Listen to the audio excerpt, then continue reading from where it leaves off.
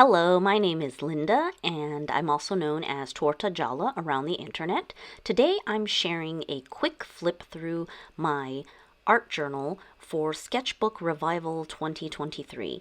It's a free event that is hosted by Karen Abend, where she basically offers a bunch of sketchbook exercises while interviewing a variety of different artists through video interview. And you can basically follow along and get back to your sketchbook habit while having fun. And what I love about the Sketchbook Revival every single year is that it introduces me to new artists and new ways to approach my sketchbook with a lot of creative exercises that basically break you out of your comfort zone. So you can definitely join her membership community and like purchase classes or videos, things like that. But if you sign up for the newsletter, you will get the information about Sketchbook Revival, which the event itself live is free when it happens each year. So I'm just going to do a quick flip through the insert that I created and used for this year's Sketchbook Revival. So I'm using a Paper Republic like blank notebook insert, so it's not really any kind of like super special paper, but it does take like a variety of mediums.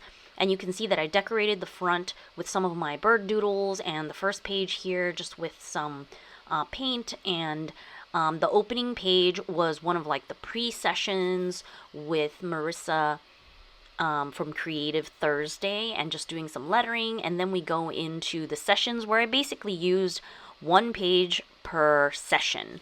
And basically each session was an artist like introducing like what kind of work they do and how they might approach their sketchbook and taking you through an exercise. And it might be, drawing, it might be collage, it might be watercolor or doodling, like cartooning. Over the years, there've been definitely a big variety of like different types of artists and different mediums. But definitely if you watercolor or use some gouache or acrylic, whatever, colored pencils, markers, you could probably apply using a variety of materials and just have fun.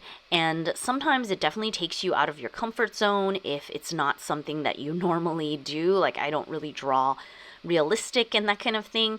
But again, it's a really nice opportunity to break out of your comfort zone and do something different to sort of like shake up your sketchbook routine. And it's definitely a great reminder that sketchbook, like your sketchbook, is a place to play. It is not about final, work or anything like that. It's like a work in progress. It's like a place for experimentation. It's a place to, sketch, right? That's why it's called a sketchbook.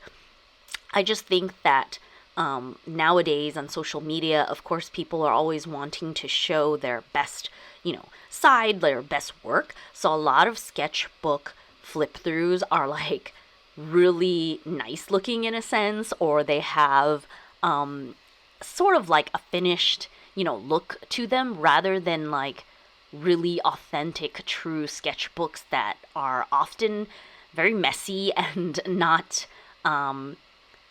not necessarily so structured or finished pieces or anything like that.